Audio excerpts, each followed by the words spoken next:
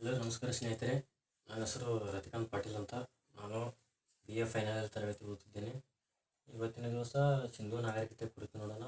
ನಿನ್ನೆಯ ದಿವಸ ಒಂದು ಭಾರತ ಸಂವಿಧಾನದ ಮೂಲಭೂತ ಹಕ್ಕುಗಳ ತರಗತಿ ನೋಡಿದ್ದೆವು. ಇವತ್ತಿನ ದಿವಸ ಸಿಂಧೂ ನಾಗರಿಕತೆಯ ಕುರಿತು ಈ ತರಗತಿಯಲ್ಲಿ ನೋಡೋಣ ಸ್ನೇಹಿತರೆ.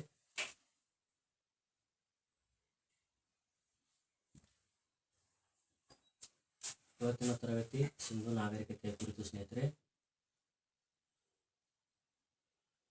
ಇವು ಸಿಂಧೂ ನಾಗರಿಕತೆಯ ಕುರಿತು ನಮ್ಮ ಸ್ಪರ್ಧಾತ್ಮಕ ಪರೀಕ್ಷೆಗಿರ್ಬೋದು, ದ್ವಿತೀಯ PUCಯಲ್ಲಿ ಸಿಂಧೂ ನಾಗರಿಕತೆ ದ್ವಿತೀಯ PUCಯಲ್ಲಿ ಅಷ್ಟೊಂದು ಮಾಹಿತಿ ಇರಲಿ ಅಷ್ಟಿಲ್ಲ. ಬಟ್ BA ಮುಂದೆ ಫೈನಲ್ ಇಯರ್ 4th ಸೆಮ್ಮಲ್ಲಿ ಇದರ ಕುರಿತು ಸಂಕ್ಷಿಪ್ತ ಮಾಹಿತಿ ನೋಡ್ಬೋದು. ಇವತ್ತಿನ ಕುರಿತು ನಾವು ಸ್ವಲ್ಪ ಸಿಂಧೂ ನಾಗರಿಕತೆ ಏನೆಲ್ಲ ಸ್ಪರ್ಧಾತ್ಮಕ ಪರೀಕ್ಷೆಗಳಲ್ಲಿ ಯಾವ ರೀತಿ ಪ್ರಶ್ನೆಗಳನ್ನು ಕೇಳ್ಬೋದು, ಯಾವ್ಯಾವ ರೀತಿಯಲ್ಲಿ ಹಂತಗಳಲ್ಲಿ ಪ್ರಶ್ನೆ ಕೇಳಲಾಗ್ತೈತಪ್ಪ ಅಂದ್ರೆ ಈ ಸಿಂಧೂ ನಾಗರಿಕತೆ ಮೇಲೆ ಸ್ನೇಹಿತರೆ ಸ್ಪರ್ಧಾತ್ಮಕ ಪರೀಕ್ಷೆಯಲ್ಲಿ ನಾವು PUC ಐತಂದ್ರೆ DC ಒಂದು ಮಾರ್ಕ್ಸನ್ನು ಕೇಳ್ತಾರ. ಯಾವುದೇ ಸ್ಪರ್ಧಾತ್ಮಕ ಪರೀಕ್ಷೆ ತೆಗೆದು ನೋಡ್ರಿ ಒಂದು ಅಂಕ ಕೇಳ್ತಾರಂತ ನಾವು ಹೇಳ್ಬೋದು. ಈ ಸಿಂಧೂ ನಾಗರಿಕತೆಯಲ್ಲಿ ನಾವು ಮೊದಲ ಬಾರಿಗೆ ಏನು ನೆನಪಿಡ್ಬೇಕಪ್ಪ ಅಂತಂದ್ರೆ ಕಾಲಾವಧಿ ಅಂತ ಬರ್ತದೆ ಸ್ನೇಹಿತರೆ. ಈ ಕಾಲಾವಧಿ ಯಾವ್ದಪ್ಪ ಅಂತಂದ್ರೆ ಸಿಂಧೂ ನಾಗರಿಕತೆ ಕ್ರಿಸ್ತಪೂರ್ವ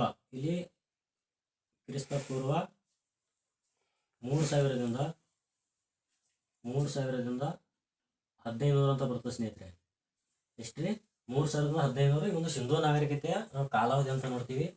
ಒಂದು ಸಿಂಧೂ ನಾಗರಿಕತೆ ಕಾಲಾವಧಿ ಏನಿದು, ಇದು ಕ್ರಿಸ್ತಪೂರ್ವ 301500 ಏನಿದು ಆಳ್ವಿಕೆ ಕಾಲಾವಧಿ ಐತಲ್ರಿ, ಇದರ ಸಮಕಾಲೀನಲ್ಲಿಯೇ ಒಂದು ಪ್ರಪಂಚ ಇತಿಹಾಸದಲ್ಲಿ ನಾವು ನೋಡ್ತೀವಿ. ಪ್ರಪಂಚ ಇತಿಹಾಸದಲ್ಲಿ ಈ ಒಂದು ಸಿಂಧೂ ನಾಗರಿಕತೆ ಸಮಕಾಲೀನಲ್ಲಿಯೇ ಒಂದು ಆಳ್ವಿಕೆ ಮಾಡಿರ್ಬೇಕಂತ ಅಥವಾ ಒಂದು ನಾಗರಿಕತೆ ಅಂತ ಬರ್ತಾವ. ಅವು ಯಾವಪ್ಪ ಅಂತಂದ್ರೆ ಒಂದೇದು ಒಂದು ಮೆಸೊಪೊಟೇಮಿಯಾ ನಾಗರಿಕತೆ ಸ್ನೇಹಿತರೆ.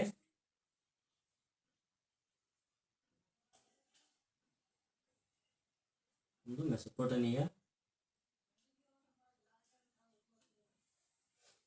ಎರಡನೇದು ಸ್ನೇಹಿತರೆ ಈಜಿಪ್ಟ್ ನಾಗರಿಕತೆ. ಒಂದು ಮೆಸೊಪೊಟೇಮಿಯಾ ನಾಗರಿಕತೆ ಸ್ನೇಹಿತರೆ, ಇನ್ನೊಂದು ಈಜಿಪ್ಟ್ ನಾಗರಿಕತೆ. ಅದೇ ರೀತಿಯಾಗಿ ಮೂರನೇದೊಂದು ಬರ್ತೈತ್ರಿ, ಯಾವ್ದಪ್ಪ ಅಂತಂದ್ರೆ ಚೀನಾ ನಾಗರಿಕತೆ ಸ್ನೇಹಿತರೆ. ಈ ಒಂದು ಮೂರೇ ನಾಗರಿಕತೆ ಐತಲ್ರಿ, ಈ ಒಂದು ಸಿಂಧೂ ನಾಗರಿಕತೆ ಜೊತೆಗೆ ಆಳ್ವಿಕೆ ಮಾಡಿರ್ಬೇಕಂತ. ಇನ್ನು ಈ ಒಂದು ಸಮಕಾಲೀನಲ್ಲಿ ನಾಗರಿಕ ಅಂದ್ರೆ ಸಮಕಾಲೀನಲ್ಲಿ ಹೆಂಗ ಆಗ್ತೈತಪ್ಪ ಅಂತಂದ್ರೆ, ಇವಾಗ ನಾವು ಈ ಕರ್ನಾಟಕ ಇತಿಹಾಸದಲ್ಲಿ ನಾವು ನೋಡ್ತಾ ಹೋದಾಗ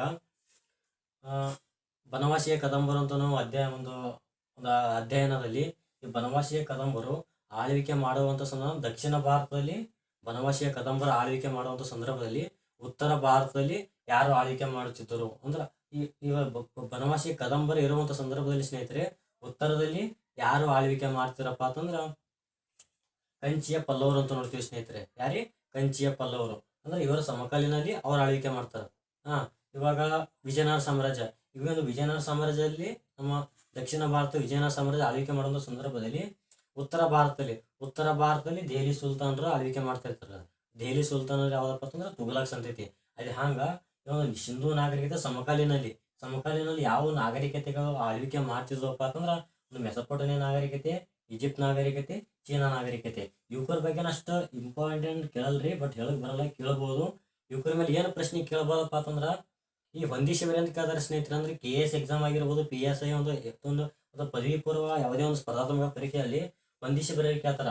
ಹ್ಯಾಂಗ್ ಕೇಳ್ತಾರಪ್ಪ ಅಂತಂದ್ರೆ ಈ ಮೆಸೊಪೊಟೇಮಿಯಾ ನಾಗರಿಕತೆ ಅಂದ್ರೆ ಯಾವ ನದಿ ಮೇಲೆ ಆಳ್ವಿಕೆ ಮಾಡಿದ ಅಂತ ಕೇಳ್ತಾರೆ ಸ್ನೇಹಿತರೆ. ಈ ಮೆಸೊಪೊಟೇಮಿಯಾ ನಾಗರಿಕತೆ ಯಾವ್ದರಲ್ಲಿ ಬರ್ತೈತಾರಪ್ಪ ಅಂತಂದ್ರೆ ಸ್ನೇಹಿತರೆ ಟೈಗ್ರಿಸ್ ನದಿ ಬರ್ತದೆ ಸ್ನೇಹಿತರೆ. ಯಾವ್ದ್ರಿ? ಟೈಗ್ರಿಸ್ ನದಿ. ಟೈಗ್ರಿಸ್ ನದಿ ಅಂತ ಬರ್ತೈತ್ರಿ.